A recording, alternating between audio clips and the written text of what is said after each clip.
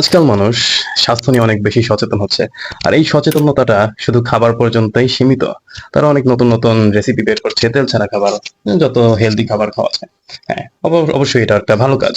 কিন্তু আপনি যদি মনে করেন যে শুধু খাবার খেয়ে আপনি একটা ভালো শেপে থাকতে পারবেন, আপনি একটা ভালো একটা হেলথ অ্যাচিভ করতে পারবেন, তাহলে এটা আপনার একটা ভুল ধারণা।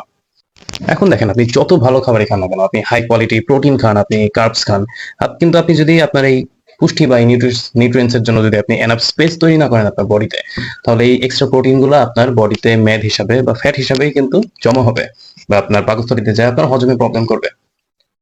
এখন দেখেন, আল্লাহ তাআলা কিন্তু আমাদেরকে এইভাবেই সৃষ্টি করছে। আমাদের বডিতে যত প্রকার নিউট্রিয়েন্টস লাগে, দরকার হয়, বা আমাদের যত চাহিদা আছে, এই চাহিদার যত নিউট্রিয়েন্টস আছে প্রত্যেকটা নিউট্রিয়েন্টসই আল্লাহ বিভিন্ন খাবারে কিন্তু আল্লাহ দিয়ে রাখছে।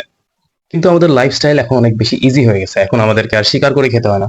এখন আমাদের কোনো গন্তব্যে পৌঁছাতে হলে মাইলের পর মাইল হেঁটে যেতে হয় না। এখন আমরা একটু সামনে যেতে হলেই আমরা রিক্সা নিয়ে চলাচল করি। কিন্তু আমাদের খাবারের মান কিন্তু দিন দিন আরো বাড়ছে বা উন্নত হচ্ছে। এখন আপনি যদি সুস্থ থাকতে চান বা একটা ভালো শেপে থাকতে চান, তাহলে আপনার জন্য ফিজিক্যাল অ্যাক্টিভিটিস বা এক্সারসাইজ করা মাস্ট। এখন আপনারা অনেকে বলতে পারেন যে আমি কেন ঘুরে ফিরে এক্সারসাইজের ভিতরেই আসি। এখন দেখেন, সবকিছুকেই মানুষ প্রমোট করে, ভালো জিনিস খারাপ জিনিস, কিন্তু এই এক্সারসাইজ জিনিসটাকে প্রমোট করার মানুষ খুবই কম।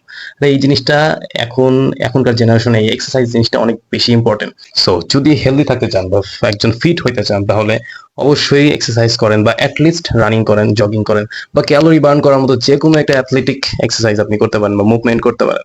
আল্লাহ হাফেজ।